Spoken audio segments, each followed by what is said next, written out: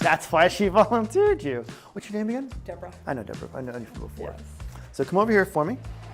Stand on the wall. Scoot back more, scoot back more. What I want to do now is bring that left foot forward and then slowly roll back and forth, head up the whole time. Don't look no cheating, don't look at your feet. Back and forth about 5 times, and then switch sides. Right foot up, just roll back and forth 5 times on that foot. Does that feel okay? Mm-hmm. Good. Now right there, I want to slowly take your left foot forward and then drop it. Hold for a second, bring your right foot up. Now switch sides, right heel, come up, hold for a second, and then here, and then all the way up. Does that feel okay?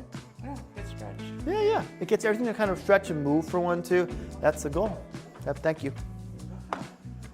Appreciate it.